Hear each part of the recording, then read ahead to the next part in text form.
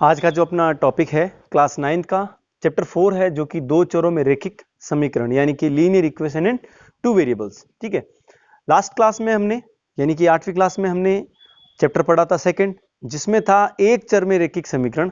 थोड़ा सा उसको रिवाइज करते हैं, उसके बाद में इस टॉपिक को स्टार्ट करते हैं। देखिए, इसमें है कुछ टर्म्स, दो चरों में रैखिक समीकरण।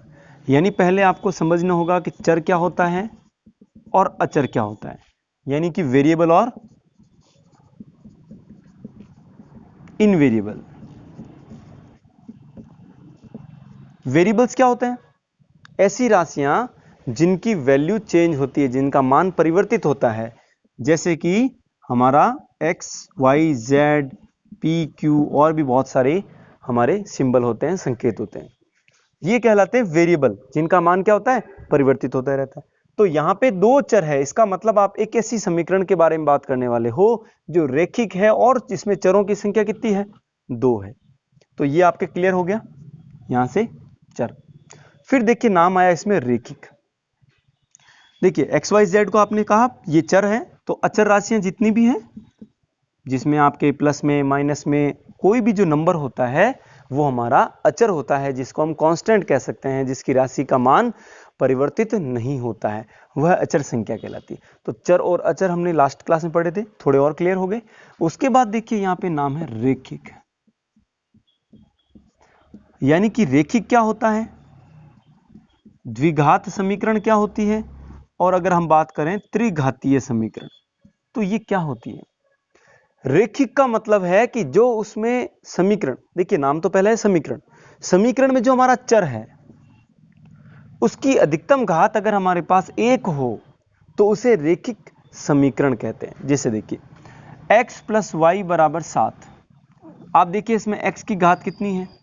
एक है, इसलिए हमारे चर की घात यानी कि वेरिएबल की जो पावर है वो कितनी है? एक है, इसलिए इसको कहते हैं रैखिक समीकरण। क्लियर है? अगर हमारे चर की घात दो हो जाती, जैसे x square minus 2x plus 1, तो x की घात एक है, यहां पर x की घात दो है, तो अधिकतम घात क्या है? x, यानी कि चर की अधिकतम घात दो है, इसलिए इसको द्विघात समीकरण कहते हैं। इसी प्रकार से त्रिघात में क्या हो जाएगा? हमारा जो चर होता है, चर की जो घात है वो कितनी हो जाएगी? 3 हो जाएगी। If the power of the variable is 3, then the equation is called cubic. ये है आपके लीनियर, क्वाड्रेटिक एंड क्यूबिक। कोई डाउट यहां तक? तो यानी कि हमारे इस पूरे चैप्टर में हमारे पास जो है चरों की संख्या दो होने वाली है और उनकी अधिकतम घात कितनी है? एक, इसलिए इसको कहते हैं दो चर में रैखिक समीकरण। समीकरण आप अच्छे से जानते ही हो, जिसमें क्या होते हैं? दो अलग अलग पद होते हैं। जैसे देखिए, एक लेफ्ट हैंड साइड में होते हैं, एक राइट हैंड साइड में होते हैं। ठीक, यहां पर भी क्या कर दीजिए, कुछ भी लिख सकते हैं, left hand side, right hand side, बीच में ये जो निशान प्रयोग होता है बराबर का, तब ये जाके क्या आती है? समीकरण। ठीक है, अब स्टार्ट करते हैं कि दो चरों में रैखिक समीकरण का मानक रूप क्या होता है। अब हम बात करते हैं कि दो चरों में रैखिक समीकरण का मानक रूप क्या होता है, जिससे हम तुलना करके किसी भी समीकरण के हम गुणांकों के मान बता सकते हैं। तो देखिए, इसका मान होता है ax plus b y plus c बराबर 0। Standard form of the linear equation in two variable. यहां x के गुणा में कौन है? a, इसको कहते हैं x का गुणांक यानी कि कोफिशिएंट ऑफ x। b जो होता है वो y के गुणा में है, इसलिए कहलाता है y का गुणांक यानी कि कोफिशिएंट ऑफ y। और c जो है वह कहलाता है अचर पद यानी कि कांस्टेंट। ठीक है, अब हम किसी भी समीकरण को उसके गुणांकों का मान इस समीकरण से तुलना करके बता सकते हैं, जो कि हमारा क्वेश्चन नंबर सेकंड होगा। ठीक है, इससे पहले यहां डिस्कस कर लेते हैं हमारा पहला प्रश्न। इसी समीकरण प्रश्नावली का पहला प्रश्न क्या कहता है?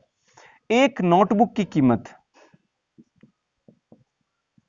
एक नोटबुक की कीमत, और एक बात करता है एक पेन की कीमत। हमारी प्रश्नावली जो है वो किसमें है? दो चरों में, यानी हमारे पास चर दो आने वाले हैं, तो हम क्या मान लेते हैं? एक नोटबुक की कीमत है उसको हम x रुपया मान लेते हैं और पेन की कीमत को अपन y रुपया मान लेते हैं। यहां तक कोई डाउट है? नहीं है ना? अब क्या कहता है प्रश्नानुसार? प्रश्न क्या कहता है कि जो नोटबुक की कीमत है, नोटबुक की कीमत पेन से 2 गुनी है, पेन की कीमत से 2 गुनी है, तो हम इस साइड लिखेंगे पेन की कीमत, पेन की कीमत, कॉस्ट ऑफ द पेन। अब कौन है? क्या ये इक्वल है? नहीं है। कौन डबल है? नोटबुक डबल है। तो हमें तो इक्वेशन को क्या करना है? लेफ्ट और राइट को इक्वल करना है। तो ये डबल है तो हम 2 से गुणा करेंगे पेन को। जैसे मान लीजिए इसके 10 रुपए हैं, इसके 5 रुपए हैं। अब ये जो है 10 रुपए वो 5 से क्या है? डबल। तो आपको अगर इस समीकरण को इक्वल करना है तो अगर ये डबल है तो दूसरे पक्ष को 2 से गुणा करना पड़ेगा, तब ये दोनों क्या हो जाएंगे? इक्वल। तो यहां से हम कहेंगे हमारी नोटबुक की कीमत x थी, हम 2 से गुणा करेंगे किसको? y से। तो x बराबर 2y। ये आपकी क्या आई है? दो चरों में रेखिक समीकरण। आप चाहो तो इसको मानक रूप में लिख सकते हैं। ये x प्लस का 2y इधर आया तो माइनस 2y, अचर पद इसमें नहीं है मतलब प्लस 0 बराबर 0। देखिए x इधर आया, माइनस प्लस का 2y इधर आ गया, माइनस में 2y, तो राइट साइड में भी 0 हो गया और इसमें अचर पद नहीं है तो वो भी क्या है? 0। हम चाहे तो यहां से a बराबर क्या होता है? x का गुणांक, x के गुणा में 1, b जो होता है वो y का गुणांक, तो y के गुणा में यहां कौन है? -2, और अचर पद c बराबर कितना है? 0। हालांकि ये प्रश्न में पूछा नहीं गया है, लेकिन हम दूसरे क्वेश्चन की जो प्रैक्टिस है उसमें इसको भी शामिल कर सकते हैं। यहां तक ठीक है? समझ में आ गया अच्छे से? अब हम स्टार्ट करते हैं हमारी प्रश्नावली 4.1 का दूसरा क्वेश्चन, जो कि दे रखा है। कुछ समीकरण आपके सामने हैं, इसमें आपके 8 भाग हैं। प्रत्येक समीकरण में आपको a, b और c का मान पता करना है, यानी कि a, b, c क्या है, x के गुणांक क्या है, y के गुणांक क्या है और c यानी अचर पद क्या है। तो आपके सामने पूरी समीकरण यानी कि मानक रूप लिखा हुआ, ax plus by plus c बराबर 0। a होता है x का गुणांक, b होता है y का गुणांक और c क्या होता है? अचर पद। तुलना कीजिए, ये देखिए ax plus by plus c बराबर 0। क्या ये इस रूप में है? अब ये मानक रूप में नहीं है। इसका मतलब है कि मानक रूप में बदलने पर, यहां आप लिख सकते हैं मानक रूप में बदलने पर, तो क्या मिला आपको? देखो 2x प्लस 3y। ये जो अचर संख्या थे उसको आप इस पक्ष में लेके आए तो माइनस में 3 9.35 बराबर 0। अब ये मानक रूप में है, पहले x का पद है, फिर y का पद है और फिर अचर संख्या है और उसके बराबर में कोई भी 0 होना चाहिए। ठीक है, तो यहां से x का गुणांक क्या है? a बराबर 2। b जो होता है आप इस तरह से लिखोगे, y का गुणांक कितना है? 3। और c जो होता है वो है अचर पद, तो यहाँ पे c का मान हो जाएगा माइनस 9.35 बार। क्लियर है? एक बार फिर से देख लेना। सेकंड पार्ट देखिए, x माइनस y बटा 5 माइनस 10 बराबर 0, यानी कि देखिए ax plus by plus c बराबर 0। ये मानक रूप में है ऑलरेडी, यानी इसमें x का पद है, फिर y का पद है, फिर अचर संख्या है और उसके बराबर में कौन है? समीकरण में 0 है। तो यहां से आप तुलना करेंगे तो a होता है x का गुणांक, यहां कुछ भी नहीं दिख रहा, इसका मतलब गुणा में कौन है? 1। b जो होता है वो है y का गुणांक, तो देखिए यहाँ का y का गुणांक 1 तो आपके माइनस मिल रहा है, फिर y के गुणा में कुछ भी नहीं, इसका मतलब तो 1 है, और बटे में कौन है? 5। और c जो है वो अचर पद है, वो कितना है? माइनस का 10। ठीक है। तीसरा देखिए, क्या इसके तीनों पक्ष यानी कि तीनों जो x का पद, y का पद और अचर संख्या एक तरफ है? नहीं है। पहले इसको किस रूप में बदलेंगे? मानक रूप में बदलने पर क्या मिला आपको? देखिए -2x प्लस 3y, और 6 को आप इधर लेके आए तो -6 हो गया। आप चाहें तो इन दोनों x और y के पदों को उधर भेज सकते हैं, इस साइड भी 0 बना सकते हैं। तो यहां से आप देखिए तो मानक रूप हो गया आपका ax plus by plus c बराबर 0। अब हम क्या करेंगे? इसकी तुलना करने पर, तो यहाँ से देखिए a का मान -2, b का मान 3 और अचर पद c का मान -6। तो यही एग्जाम में आपके क्वेश्चन में पूछा गया, a, b और c के मान बताइए। ये एक एक्सरसाइज केवल प्रैक्टिस के लिए अच्छे से, ठीक है।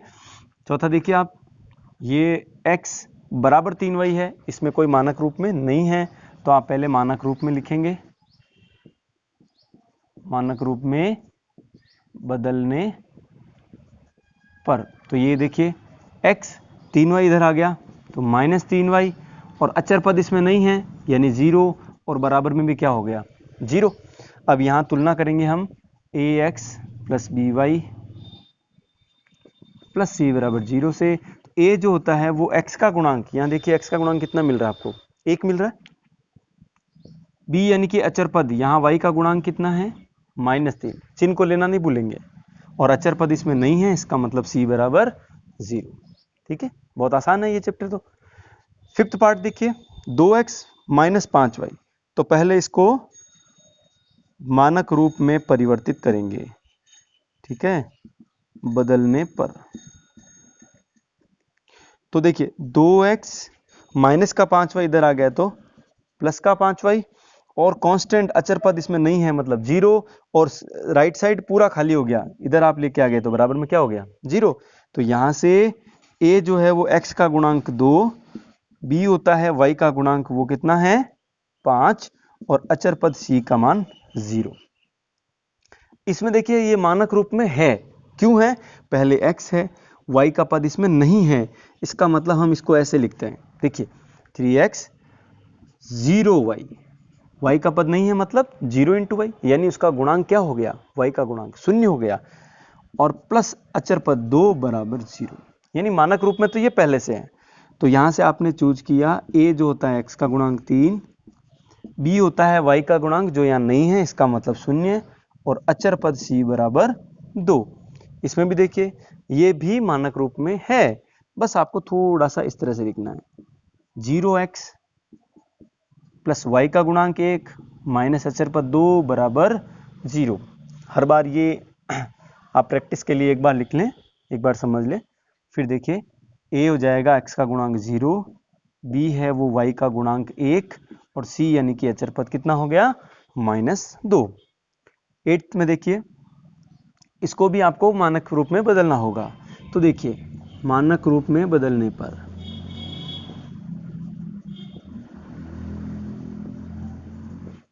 तो देखिए 2x प्लस वाला इधर आया, सबसे आगे वाला जो पद होता है वो x का होता है, तो प्लस का 2x इधर आया तो -2x, y का पद इसमें नहीं है मतलब 0y, और अचर पद है 5, इसका हमने पक्षांतर नहीं किया तो ये +5 ही रहेगा, और बराबर में क्या हो गया 0, क्योंकि आप 2x पहले से ही ला चुके हैं इधर। तो ये हो गया देखिए -2x प्लस 0y प्लस 5 बराबर 0।